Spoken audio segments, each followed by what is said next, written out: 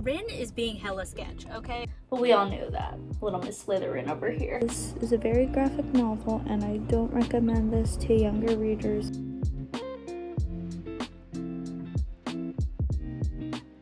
Oh my god, I hope you'll join me in this reading vlog because I have so much to say. There's so much parts of this book that's really reminiscent as a nursing, like as someone who went through nursing school. One of them was how Rin, it's basically a slow burn of the underdog, like becoming the top student. And I think that's why I love this book so much. The fact that she went these extreme lengths, such as like not sleeping, not eating, kind of just reminds me of all the effort that it took to become a nurse. So it's like, yeah. Last night, oh my god, I came across the part where Rin finally beats the out of Neza. You Neza. Everything she does is very Slytherin-esque, and I freaking love it. Is it weird? Is it me, or Neza's giving like major Zuko vibes? Zuko from Avatar.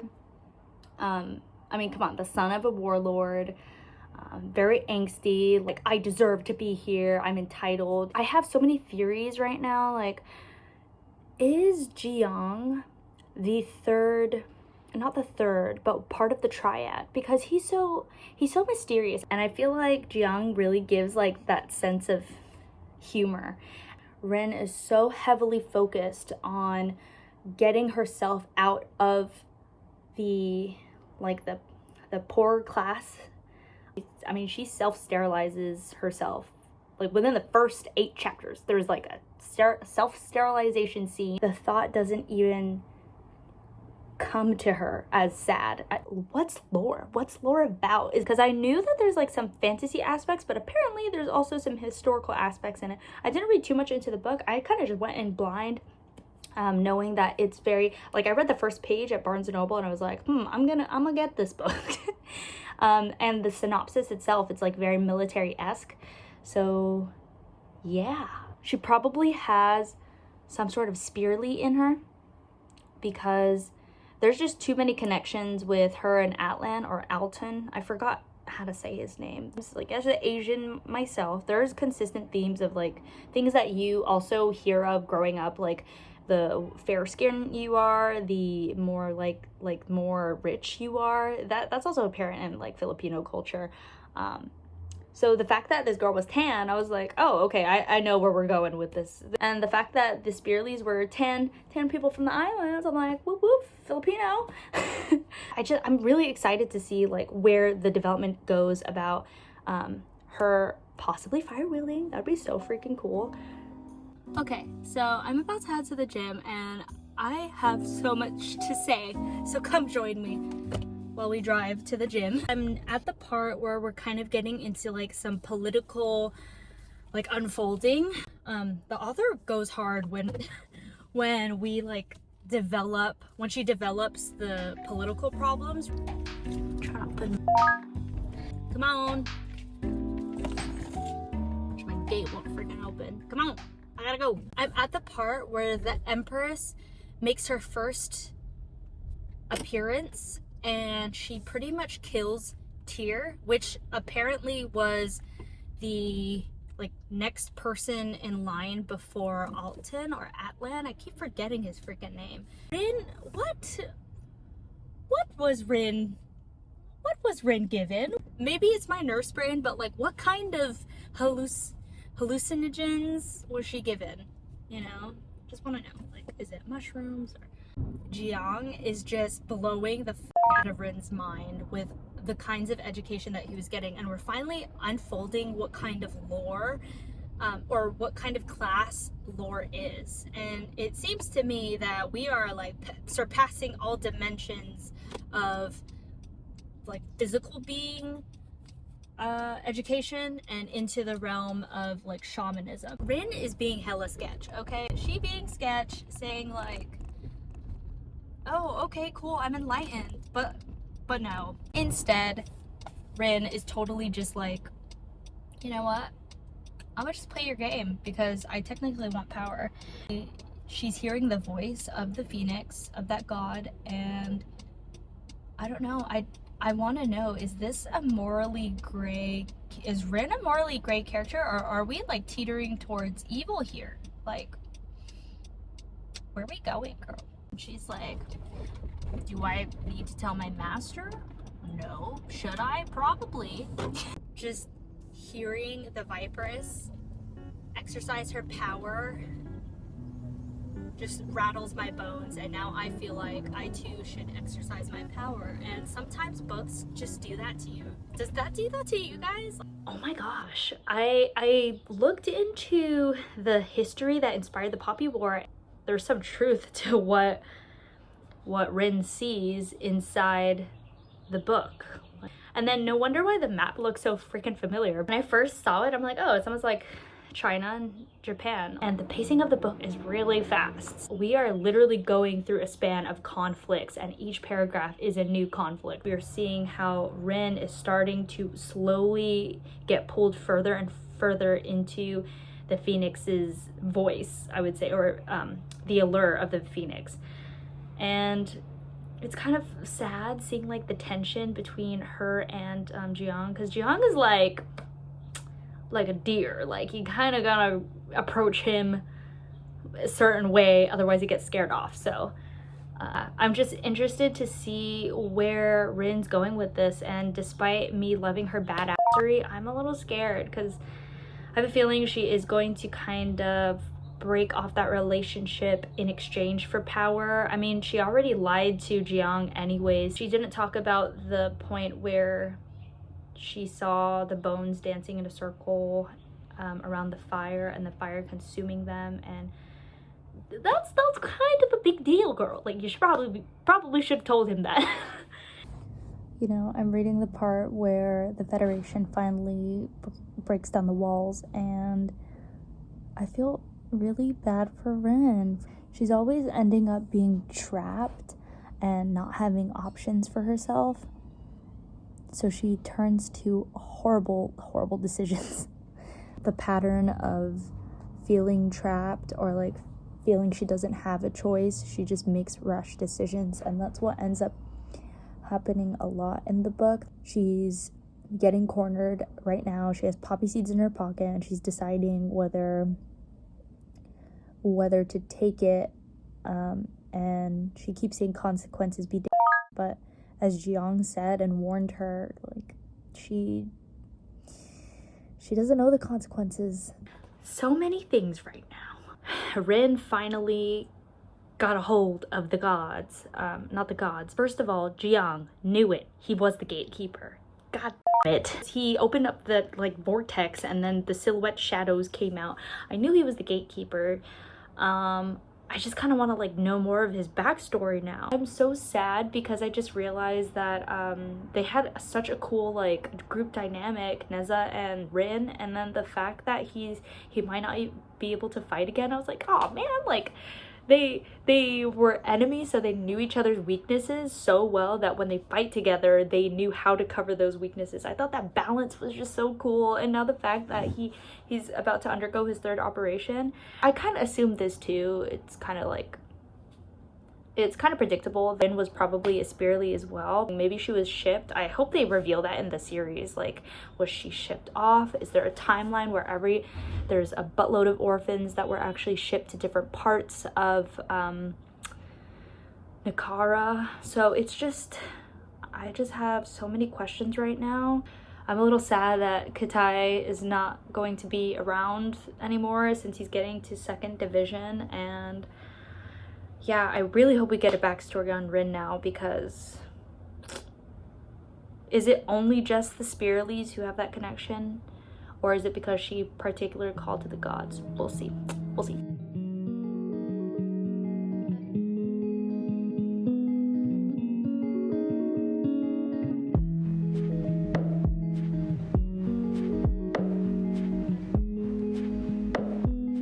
Chapter 14 was crazy as hell. I'm so sorry, my dog's always in my damn videos. I pretty much met the whole gang. The Kike, I think it's the Kike or the Psych. They're at Curladane. I think that's the correct way to say it, but they're at basically a port, and then you kind of see how the team like works together, and it was the coolest thing ever. But Rin was unfortunately kind of useless. Stop. Just seeing all the kinds of powers that everyone gets, kind of sad and a little scary now. The way that Rin has seen the potential of this kind of power. There's more like crazy bomb drops about Tirza, the previous queen of the Spearleys, where she ends up like her whole people. I feel like we're going to get more like deeper into that story, and maybe we'll find more truths to it. But she wasn't able to channel in the Phoenix at all. Meanwhile, Alton's being badass over here, and he's like boiling up the whole sea. There was seppuku in here. This thing is gory as hell, and the way that Zuni fights is scary, and you could tell he's like, I don't know, I just feel bad for him because he's a very scary character when it comes to the monkey god embodying or using his body as a vessel. It's frightening. The idea of drugs and then channeling in gods is freaking crazy to me.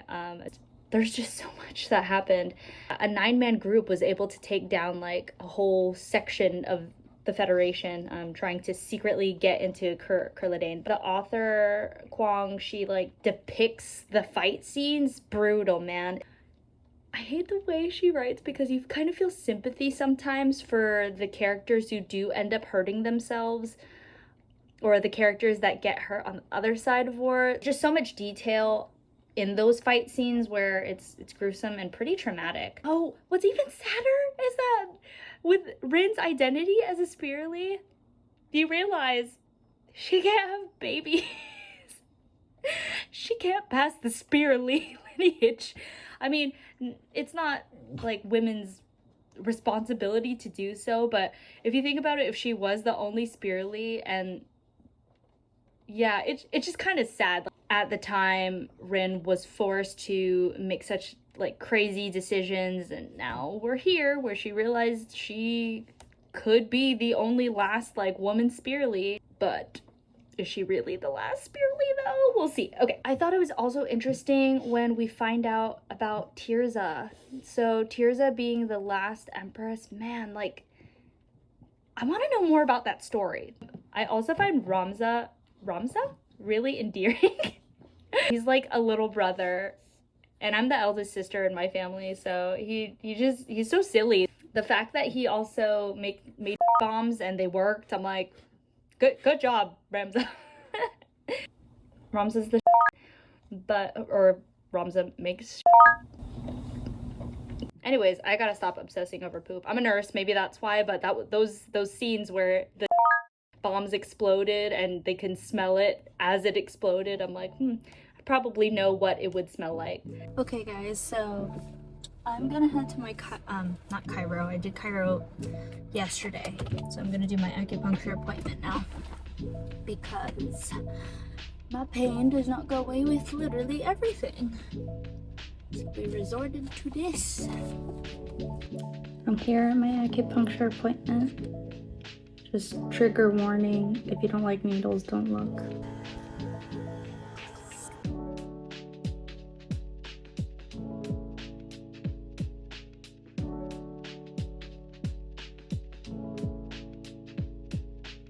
Okay, I just finished my acupuncture appointment. Thought I was getting better, but I think it'll take a little bit longer than that. So just have to wait and see. At least my pain isn't like throughout the whole dang day like it used to be. But yeah, enough about me, about the book. By chapter 15, I think this is where we kind of see the repercussions of Alton being very new at leadership. The Federation was able to recoup and even like explode civilians from the salt that they tried to, the salt or sugar that they offered. It's so graphic and gory. Like, this really is a grim dark fantasy, and it's pretty freaking graphic, and it's kind of up my alley, not gonna lie, because I've seen like real life stuff, so it's really easy to depict her descriptions. In chapter 16, I think this is when Neza comes back, and is he a shaman as well? It kind of makes sense though, right? Like, if you had 3 months to heal and a general stabbed you, meaning he probably had like the training well enough to know where your vital organs are and whatnot. Like, that's gotta say something. And I kind of hope he is, because that'd be like pretty sick. But the further I progressed in the dang story, he's now taken by the Federation because Alton allowed it so that he can take a prisoner of war instead. And we've really reached our limit. I'm really losing my patience with Alton. As you saw during acupuncture, I was reading the 19th chapter, and oh boy, I just feel like the tensions are really high. There was a symbolism for her love dying for Alton when she killed the Kaime. And did anyone else envision it as a no face, like from Spirited Away, a no face with different faces, or kind of like that worm from Avatar? Just, it's like a shifting thing, but it changes its face and it just has a like hideous body. I don't know. Maybe I should like check out the fan art for that. So I'm currently going to be doing laundry at the same time. I just washed my dog because she's freaking crazy and she wants to roll in duck poop when we go to the dang park. The character Chang'an, the Kuara's brother, the fact that they're anchor twins makes them pretty dang vulnerable, but I kind of want to like see where his relationship goes with Rin. A lot is hanging on the line for Rin. She really hasn't been showing up with what was promised. There's really good tension building when it comes to Alton and Rin, because she obviously is not meeting their standards. And now I've passed the point where Alton slapped her. Something that was still residing within Rin just hasn't woken up. And then when she was being treated unfairly, she had it re-triggered. So I'm just wondering how they're going to end up using that to their advantage. And I'm a little worried about Rin. I thought it was like a tight-knit family, but in reality it's more of just another division of the army, because with the high stakes that Alton is feeling, he too is kind of a child. Like, not a child, but he's like in his 20s, so he doesn't have that much experience leading. He wasn't even expecting it since Tyr died. Now I just feel bad because it's kind of in a weird area where it's like it's expected of Rin, but Rin's not like following through, and she is kind of sassy, not gonna lie, but we all knew that. Little Miss Slytherin over here. Oh my gosh, so I'm about to start part 3, and Alton is freaking crazy. He finished torturing one of the Mugini soldiers, the one he took instead of saving Neza. Because of his desperation, he probably went to the Phoenix more, and that's why we're saying that he's becoming less and less human, because there's a lot of hints from Rin's perspective. Oh, I came across the part where Chang'an, I think that's how you say his name, he took or guided Rin to the spirit realm, and then we're trying to figure out who that woman is, the one who's barricading her from being the Phoenix. So there's a lot that I'm trying to figure out here so far, but a lot's unfolding, and then we just find out that Golan Nis was the main target this whole time, so they were pointlessly like fighting for Coeur d'Alene, being the defenders for Coeur d'Alene. Basically, Rin's fortune got told in the most cryptic way possible. It's kind of too crazy up in here, and I have so many questions.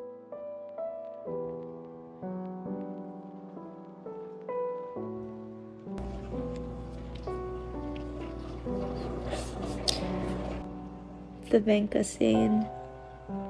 For all those who have read the Poppy War, the Venka scene was probably the worst. I don't even know what to say. That's horrible. Because I don't know if you guys seen Flowers of War. I'm like emotionally damaged right now. I mean, it's just really sad because when you hear these accounts, if you've read that book as well, there's a book on the Red King. If you read the history of it, horrific. This is a very graphic novel, and I don't recommend this to younger readers because it could potentially traumatize you. Okay, as you guys probably saw, I had to take an emotional break from the poppy war. I didn't realize there'd be like historical elements to it, especially ones so tragic. These are all morally great characters. We realize that Alton has been addicted to opioids or opium, and it's so upsetting.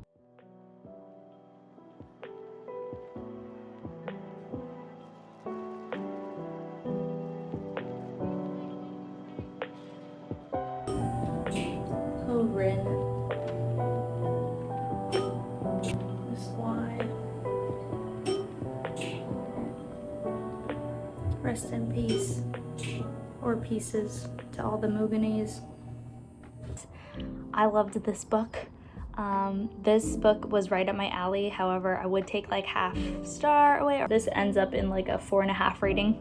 It's because I don't think I read the trigger warnings. Some chapters are really difficult to get through. As I knew that there was gore, I just did not know the extent of the gore because I was just afraid to search up this book and then get spoilers.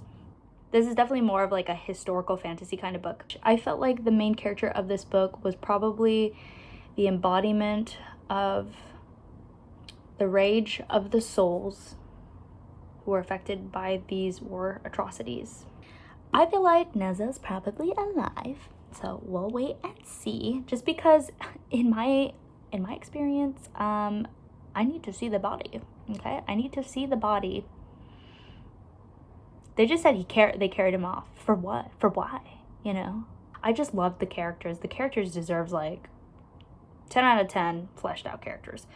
And I especially loved Rin. Rin she gives me goosebumps, man. She's like, I like her? Do I fear her? Am I scared? Yeah. But am I rooting for her?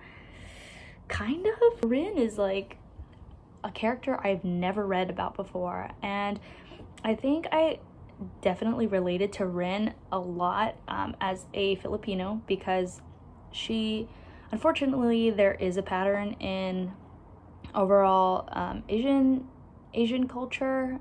There is a thing where the tanner you are, the more associated you are with the poor. The more pale skin you are, you're like more known to be like rich or wealthy or something. So of course we're not living in that kind of time now, but I just thought it was really cool that was integrated in the story, because I can relate. It's based on my history and background. That totally made sense to me. Okay, sometimes the info dump, in order to further along the story, sometimes I did feel like that made it a little hard to catch on to certain names. Like, I forgot that the Psych were also known as the Bizarre Children, and I think having interchangeable names kind of makes it a little difficult to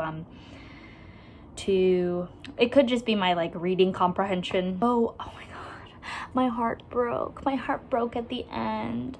Because Kitai, like, I was so upset. The fact that Rin made such a drastic decision where she didn't think about the consequences, and she only bore the weight of she bore the weight and the rage of her people, and she was left with a power to help them.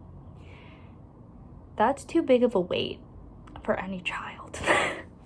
So obviously I felt like she was somewhat not pressured, but with her rage and her personal experiences alongside the other experiences of her people, this led to such a drastic decision. And the fact that Kate, the one who's been rooting for her since day one, he was the true homie, but the fact that he was so shocked at this decision and kind of disappointed, and that broke me because Rin also was in denial. In fact, Quara, oh my god, They had to compartmentalize their brain to prevent having trauma for themselves. And I've been there. When I was in the bedside in the ICU, I saw things I probably don't want to ever remember. And you do have to compartmentalize for your life to move on. And that's exactly what these kids are doing, which is so freaking sad. I'm wondering if the continuation of the use of the Phoenix is going to drive Rin insane, or are we just going to see her like slowly lose her humanity? Like, at what price will she be paying? And at what roles, like what will she try to achieve by overthrowing the Empress? What will happen to her people if there's no one to follow or no one to be ruling? They were already scattered in the first place with the 12 warlords, so I don't know what she's trying to achieve. It's like she's just letting her rage and go like flames and like fire. She's just letting her emotions boil over and not even think about the consequences. And I'm just worried about this poor girl. I'm worried about the rest of the continent almost. Oh, are we going to learn more about the Spearleys? Will there be more discussion about it? How did she get to Nakara? Like, that's what I'm wondering. And will Jiang just stay at Chulu Kurik? Like, I'm sorry if I mispronounce these names, but the mountain, is he just gonna stay there? Because he was one of my favorite characters, and I absolutely loved how Neza and Ren understood each other's fighting styles because they watched and observed each other so much. And that is the part where I wished that was more fleshed out. They had like a sudden discussion about like, oh, are we just gonna act like we weren't enemies and whatnot? I did like that. I just kind of wish there was a little bit more of that. But it's kind of understandable too, based on the pacing and like the need to move further along in the book. I really want to know more about like the relationships between the psych. Hopefully we even get backstories. I would love to see that. But yeah, I feel like that is it. I liked this book a lot. I'm definitely going to read the second. I might even buy the physical copies just because I would love that in my library. And yeah, if you guys have any other comments or related to any aspects of my review, just let me know and tell me what you guys think too. Bye!